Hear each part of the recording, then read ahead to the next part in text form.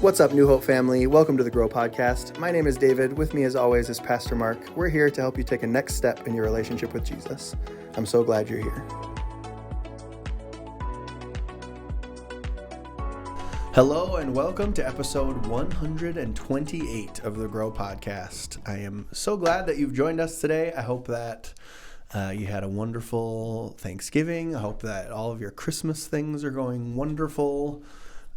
With me is Pastor Mark. Pastor Mark, I hope your Christmas things are going wonderful too. Do you see how I went as vague as possible with my welcome today on the podcast? Well, I just walked into the church lobby today. Yep. And yesterday there was some decorating going on, and I counted 26 Christmas trees that we have in the church lobby. That's a lot of Christmas trees. That is a ton of Christmas trees. How many Christmas trees do you have at your house? Is it more than 20? My house, since I am in a temporary housing situation, there is nothing at this point for decorations whatsoever. The guy who I used to do this podcast with probably has 28 in his house. I would not be surprised. And my wife has decorated our house as well, but I'm not doing anything. Are you guys post-Thanksgiving decorators? Do you just... Pretty much. Yeah. Thanksgiving weekend. Yeah. That's what Black Friday is kind of our day. We go out and get our Christmas tree and the kids get excited. We put stuff up. Mm-hmm. I think it's a good way to do it. Plus, I'm a Thanksgiving loyalist. Yes. As I made very clear on stage. That was quite clear. For those of you who maybe weren't at our Williston campus, for the Thursday after Thanksgiving, I wore my turkey. It's a baseball glove that's also a turkey shirt because... I will never stop celebrating Thanksgiving. The Lord's holiday, as they call it. I didn't even pick up that it was a turkey shirt. There's a giant turkey on the front of my shirt. But I was off to the side, and all I could see is it looks like some kind of team mascot or something. It's kind of like a fake minor league baseball team kind of thing. Okay. The Park Rock Gobblers or something like that. Well, that's who I thought it probably was. You were like, it's probably the Park Rock Gobblers. But it's my wife got it for me a few years ago for my birthday, which is in early November. So then I had it for Thanksgiving. She knows how much I love Thanksgiving. I know. She's a pretty great gal. Mm-hmm. Maybe we'll get you one next year. I don't think that would be necessary. Very thoughtful of you. See, not highly appreciated. I'm going to... Give me my close-up camera here. This is why you offer something you know someone else doesn't want, because then you get credit for the thought. But they're like, I don't want that. You don't have to buy that. And they're like, oh, okay. But I was going to. Little tip for everybody back home. Well, we are into our second week now of the Missing Piece series. And this week, the message was called Inner Peace. Mm-hmm. And you taught us all how to easily have inner peace. It's just super easy, just not a tough process. Just decide and it's done. Wouldn't it be nice if it was that easy? Yeah, like that just a switch you could flip. Like, there we go. I've got it. Well, I have a few questions that we're going to get to that are kind of along those lines. But so as we dive in here, I hope all of you joined us on the weekend. If you didn't join us, you can always go and find the weekend service from our online campus on our website, or actually go to YouTube. Much easier to go to YouTube. Most of you are probably there already. youtube.com/New Hope here. Make sure you subscribe so that you're subscribed, get notified when these new podcasts go live. All of our stuff goes live, but you can always go find the messages from the weekend on our YouTube channel. So go check it out on our YouTube channel if you missed it. Not that it's not like it's illegal to listen to this first, but you might be very confused as to what we're talking about. So go listen to Pastor Mark's message, Inner Peace. But I want to talk about inner first. Like, why not outer peace? Why was your message inner peace and not outer peace? Because there are a lot of times I would probably rather be portraying outer peace, depending on my situation, rather than feeling inner peace. An outer peace is what we notice right away of stuff that is going on that is not supposed to be that way. Yeah. And very often it's the outer peace that we don't have, the conflict that then starts the inner stuff within us. Sure. But I am convinced that we need to start with the inner and make sure that our relationship with the Lord is where it needs to be. He's Lord of those things. So when the outer stuff comes and attacks us, if you want to call it that way, we have some resources that we're already in place, ready to deal Sure. with it, rather than, oh, wow, I've lost all this peace because of everything going on, and now it's attacking me. And then trying to get the inner peace is harder than if you start with the inner peace. Yeah, you spent some time in your message listing all of the super fun things that are going on in the world today Oh, that are not very peaceful. And so, yeah, if we're reliant on the world around us to be what's giving us peace, swing and a miss. It's probably not gonna happen. You had a really salient point, I thought, that I couldn't believe I heard coming from a pastor. Peace comes from God was your first point. You really blew me away So with that profound. one. You know, I was Isn't like, that man, profound? I didn't know he was going to go the God route with this one. But you were talking about, we need to turn, I'm going to use your exact language here, turn the reins of control over to him, is what you said, which sounds really nice. But it's not like you never talked about how to like practically put these things in, but that specific line, turn the reins of control over to him. I would love for you to expound on that a little bit and talk about what that practically looks like in my life. As I'm here at work, or as I go coach later on, or as I go home with my kids and my son's devastated because the Vikings lost last night, and my daughter's throwing a fit because she wants a different toy, whatever it is.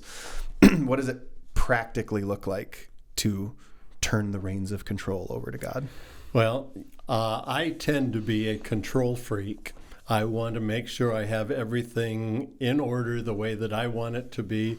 In fact, even Sunday morning when you were getting ready to do announcements, I was jumping in, remember, and telling you this and make sure we announce that, and this needs to be done. I don't know if it's this week or last week. Yeah.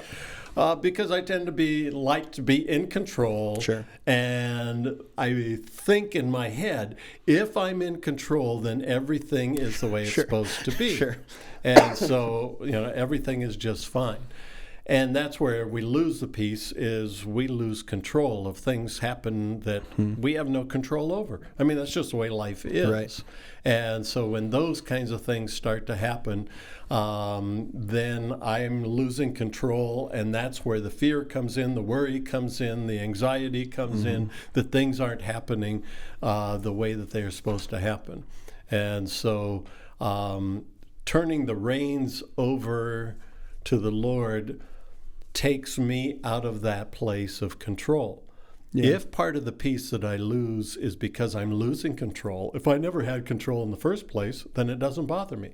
If there's something going on that is somebody else's responsibility, I don't have to worry about it at all, then I don't lose peace over that. I mean, that's no issue because it's not my thing. If I have taken on the responsibility for it, then it's my thing. And then if it's not going right, then the anxiety comes in that, oh dear, I've got to gain control of this. Yeah. So if I can actually take things in my life and give the control of that to the Lord in advance of those things, then when it comes, I still might try to take it back because I'm still a control freak. But I have to remember, no, this is not mine. This does not belong to me. I'm not responsible to make this work or not work or whatever. That's giving the reins over to the Lord. This is something that's been hard for me at times in my life, though. Okay, so I know in theory I want to give the reins of control over to him. The point you had before that was just like give all areas of your life to him. So let's go with finances. Just an easy example that almost everyone, if not everybody listening right now has, that it's been a struggle at some point in their life. Right. So I want to give control over my financial world to God, right? So I'm not going to worry about finances or anything. But God doesn't go to work and give me a paycheck. Like I go to work to earn a paycheck. So how do I give control over that when I'm still the one who has to work and I get laid off from my job and all of a sudden I don't have a paycheck anymore? And like I still have to go find that new job. You know what I mean? That's where it becomes really difficult to be like, well, God's in control, but I can't just sit back and not do anything because because I still have to go earn money so I can, pay my mortgage and feed this my is family. why I like preaching more than a discussion in a podcast. There's no Because you questions can say this of, hey, this is what you need to do, and it sounds so simple, and everybody's just going to go out, oh, okay, I guess that's what we'll do. But then when it comes to reality, that is always a question. Yeah. Okay, what does it really mean to give him control? Yeah. And I can do that mentally and make that decision, and even in my heart, make that decision. But then I've got to live it out and what that's going to look like. And so there's always this balance, because God does not just take over and he handles it all. He still expects you to do something. Sure, we're involved in the process. Again, the preaching, it's easy. Let him take it. He'll handle everything. Oh, wonderful. Well, I'm here to make things difficult. But the reality is, then I've got to go to work. Yeah. And I've got to do the things that make wise decisions, which each of those I come back and am dependent on him. Okay, Lord, I think you're leading me to this job. I think you're wanting me to spend this money on this thing. But start living a life that is daily, moment by moment, dependent on him. That's good. So it's not just, I sit back, I do nothing, let God have control and do it, and then blame God because he didn't do. Then take care of it. I gave it to him and he didn't do it right. Yeah. There's still the responsibility that he gives to us to live out that life. And it is easier if I'm doing it step by step, little by little, giving him control, asking his permission, rather than I go ahead and, I buy that new vehicle because I just really want a new vehicle. And then it's like, God, come through for my finances because I can't afford to live. It's like, wait a minute. Did you ask me about the vehicle? Did you rely on me for that decision rather than at the end after you already have spent the money and have no money and you got to sell the vehicle or figure it out that way? Yeah, that's. I think you touch on that a little bit in next week's message too, of not coming to God, after everything is already a mess, when you're talking, I don't want to jump ahead, but, you talk about the story of the disciples in the boat, and until everything was just such a disaster that they were about to die, that's when they went to Jesus. And exactly. Kind of the same thing in this scenario. Yep, same idea. Spoiler alert for all. That's a little tease for everybody listening to this before the last message of the series. Your next main point was peace guards your hearts and minds, which, by the way, I forgot to turn off the heater, which Pastor Mark is very happy about. Yes, I'm very happy about that. If you hear a noise, just a low hum in the background, that's my fault. And because I always tend to be cold. Yes. He always tends to be hot. Yeah. And so I do appreciate we should switch spots because the heater is directly, right it's just you. blowing directly that onto makes all kinds of sense. So you were talking about peace guarding our hearts, and you said the heart, you called it like the seat of emotion. Right. Excuse me, everybody. But, I feel like we hear all the time, like, we're not supposed to trust our emotions, right? We can't trust our emotions. So then why is it really important that, like, our hearts get guarded by having this inner peace when, like, we shouldn't trust those things anyway? You talked about love and sorrow and fear, but why does it matter that those things are protected when I shouldn't? We always hear, like, well, I shouldn't trust my emotions anyway. Because part of being made in the image of God is having emotion. More than any other creation, we have that. That is an awesome thing when it's joy and when it's contentment. Yeah, I love those ones. Those are great. Peace and all of those things. But we also have all the negative emotions that go with it. And that's a major part of our lives, of how we feel going through things. And as we're talking about this whole idea of peace, lack of peace is an emotion thing. I mean, there's mental part of it, of the things that we worry about and think about, but there's so much that is the emotional part of just how it gets to me. I think it was this morning I woke up from some weird dream. Then I don't even remember what the dream was, but nothing was going right, and I just woke up just anxious about the whole thing. And it's totally an emotional thing. There was absolutely nothing that happened except for stuff in my mind while I was sleeping. Yeah. But the emotions carried on. And even though I woke up and go, oh, good, that was not reality. Yeah. Mentally, I am there. But I'm still all hyped up internally of what that dream caused me emotionally.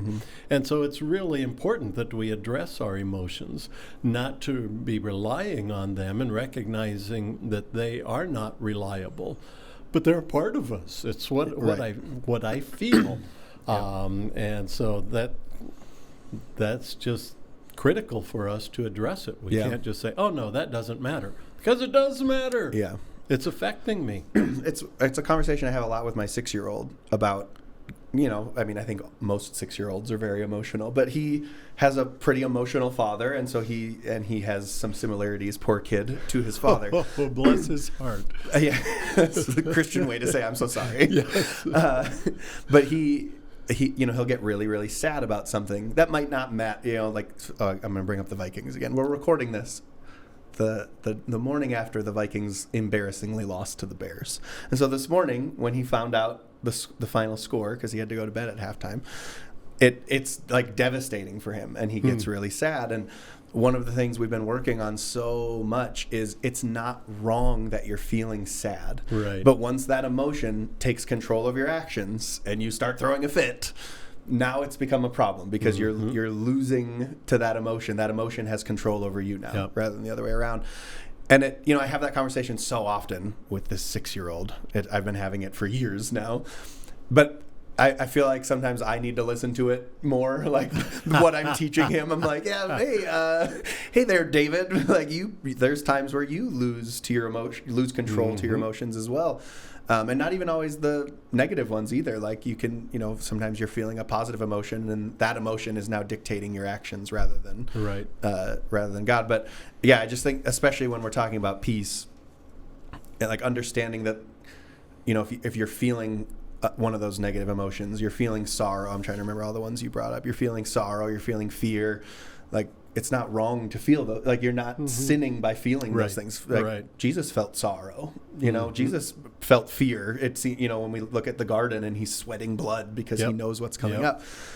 It's not sinful to feel those things. It's just not letting those things now control you, and having that inner peace that you were talking about, where we can still feel those emotions, but peace is guarding your heart from letting those emotions just control you, I think is a really big one. And especially when you talked about worry, when you switched over to mind, and I think worry is such a big one for so many of us. It's so difficult to not worry about what's next. And the Bible talks so much about it, like, well, he's taking care of the birds, so you'll be fine. And I'm like, that's great, but I saw a dead bird on the side of the road on the way here, so now I'm a little concerned. And well, that illustration of Jesus in the garden is so critical to see. He knows what he's facing. He does not want to face it. His emotions are fully engaged, and they're all negative emotions at this point. It's not like, oh boy, I get to do Can't this. wait. It's something that he wants to get out of. But he ends that with saying, not my will, but thine. Yeah. And so the same thing, it's just a great example of turning the reins over. Sure. Okay, Lord, I'm feeling this way. I'm struggling with this. I don't want to go through this. My emotions are just off the charts here, but I want your will, no matter what. And so, again, it's turning that reins over all along the way as you're feeling those emotions. Yeah. You moved on. The next point comes from one of my favorite verses in the whole Bible, peace that transcends all understanding. And it sounds really good. It does sound good. And it really does. Like, it's one of my favorite verses just because of how it sounds, but also... And it makes me feel good because I don't get it. Yeah, it's really nice to be like, I don't have to get it. The Bible says I don't have to understand it. But it's also, like, for those of us who have experienced that, like in situations where there's no way I should feel peace with what's going on. And God gives you that peace that transcends understanding. That's so clearly, okay, like I can't attribute this to anything but God, because it doesn't make sense that I'm feeling this. It's just such a wonderful thing, and a thing that only comes from him. And you quoted from John 14:27.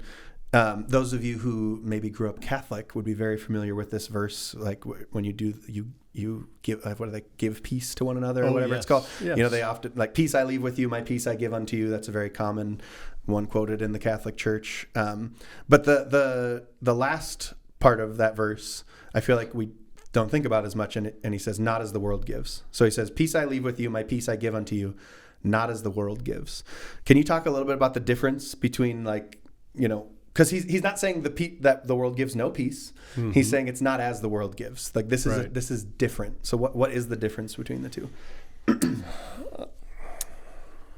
I'm thinking that what the world gives in peace and what they look at is that external peace. Yeah.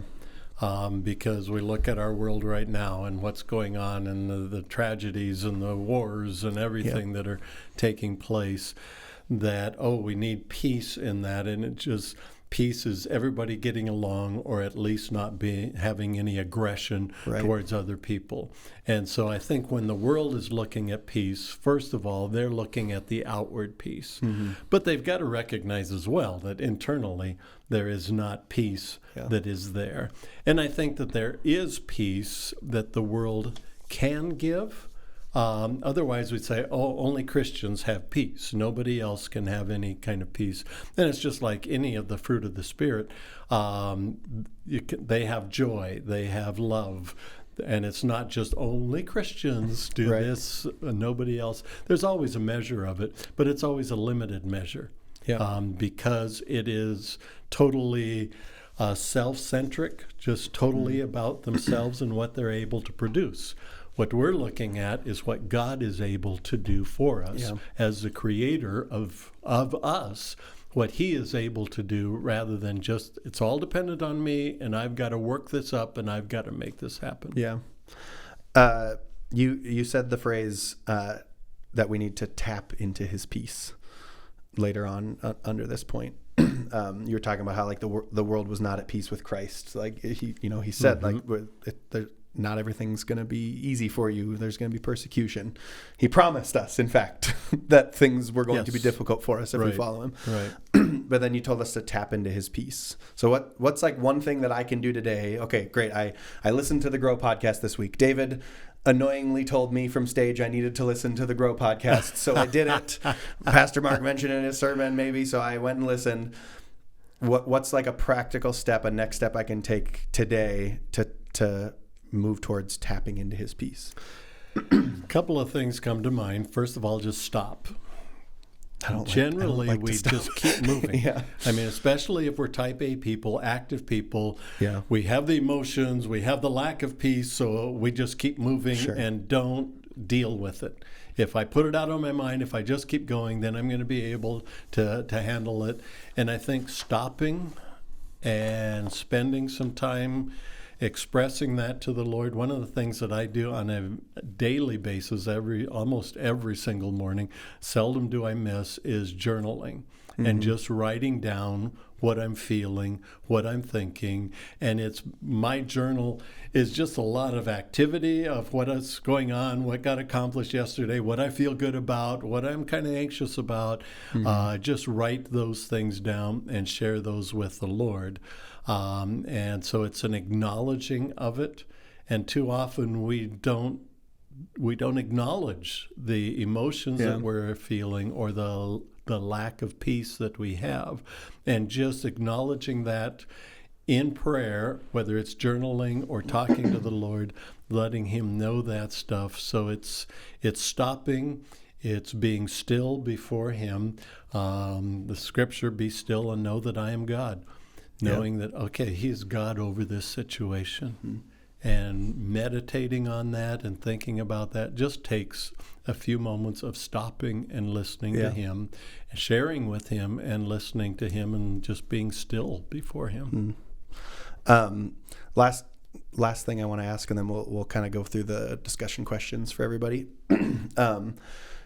It kind of more towards the end, I think it was right before your kind of conclusion or summary, but you were talking about peace and obedience, and we must be in obedience to God if we want to feel that peace, because peace is harmony with God, I believe is what you said. What about when I like, I really truly feel like I'm following him, right? I'm being as obedient as I can. I'm being super intentional about being obedient, and I don't feel any peace. Is there something I'm doing wrong?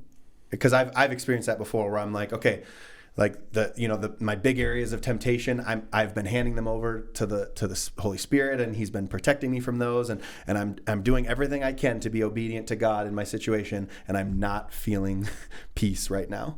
Like, is there a switch that I have to flip? Is there a button I have to press? Like, what's the thing I'm doing wrong, or am I not doing something wrong? Am I just focusing on the wrong thing? I don't know that I have an answer for that. Yeah. Except that when you are in that situation and you start looking at me, what am I doing wrong? Have I not given this over to the Lord enough? Then that peace even more gets lost. Sure. Disappears, because I have turned the focus off of Him and onto myself. me. Yeah. Okay, I must be doing something wrong. Yeah. It's all about me, and it's not all about you. And I think there are times when, if you've confessed stuff, if you've repented, if you've done the things that you're supposed to do, then you have to have the freedom to sit back and say, okay, God, this was all on you at this point, because I've done everything that I know how to do, and quit trying to analyze why I'm not doing enough. Yeah. I must be the problem. I'm not praying enough. I'm not submissive enough. There must be some hidden sin that I don't know about. Yeah. No, the Holy Spirit will reveal those things to you.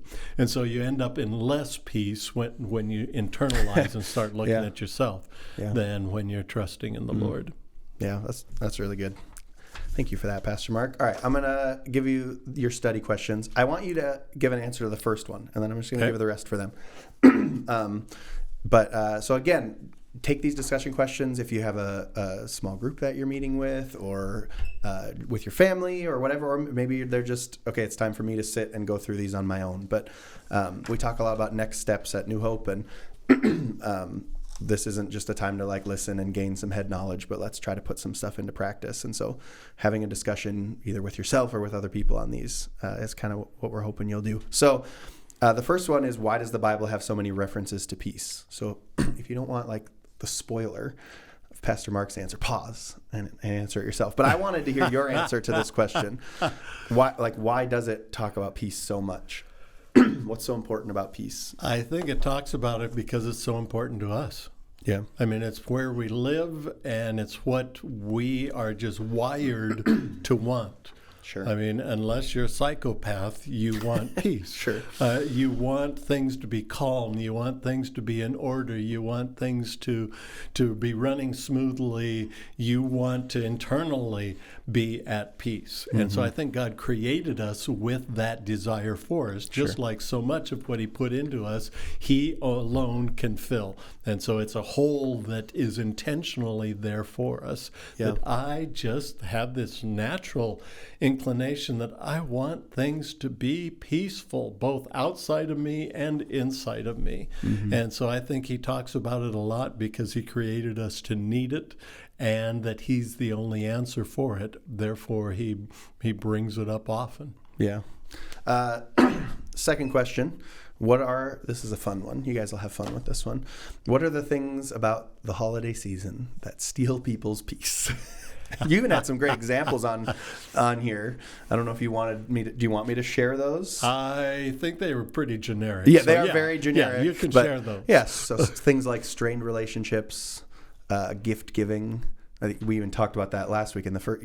That was part of in your first message in our first podcast in this series, where we talked about like the expectation of gift giving, and my favorite when somebody gives you a gift you weren't expecting, so now you're like, I got to get them a gift. Yes, That's one of my favorite ones that you brought up. Providing the perfect Christmas setting, kind of the Thanksgiving example you gave with your wife again last week. The next question, again, by the way, these questions, you can find all of them in the YouTube video description or in the podcast notes if you listen on Spotify or Apple Podcasts. So you don't need to be writing them down as I'm saying them. You can just go find them. Next question, what's the relationship between lordship and peace? What do you mean by lordship? Turning the reins over, letting Him be in charge of it, the Lord of your life, of each situation. Yep. And who's in charge is like it's like the sub question for question 4. Question 4B, who's in charge? or no, 3B, excuse me, because then question 4 is, can unbelievers really experience peace? And if you were listening closely to this podcast, you may have heard Pastor. So you'll sound really smart in your group discussion if you were listening to Pastor Mark talk. And then again, a next step for all of us this week is stop and listen. Be still and know that he is God, like Pastor Mark was talking about. For some people, that's a lot easier than for other people. Yes, it is.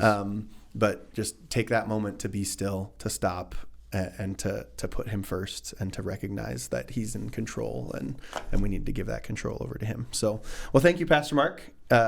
We're 2 in. I'm not counting the Get to Know Pastor Mark episode. I mean, you were on that one. Yeah, but we're 2 into like our actual, deep dives into your messages, and I'm really enjoying it so far. So I appreciate it. I'm getting to learn. I hope all of you are getting to learn things as well. If you haven't done so yet, please go and subscribe, like the video as well. If the Grow Podcast has been meaningful to you, if it's been helpful to you in your spiritual life and your spiritual growth, like the videos and subscribe to our channel, because that makes it easier for other people to find it, even for people that like attend, but maybe they're not real familiar with YouTube and things like that. Do you know anyone who's not real familiar with the world of YouTube, Pastor Mark? I do know somebody very much like that. In fact, I know him quite well. Yeah. Anytime we get likes or reviews on Apple Podcasts or on Spotify, those things help people find the podcast easier. And so we would really appreciate it if you did those things. Feel free to leave us a comment. I would love it if you answered some of those discussion questions in the comments. I think that would be great. And then we could all help each other out. And maybe you might see something that someone else wrote and you're like, oh, that actually really helps me with my situation. So jump in the comments, say hello. We love you, New Hope family. We're so thankful that you joined us on the Grow Podcast today, and we will see you next time.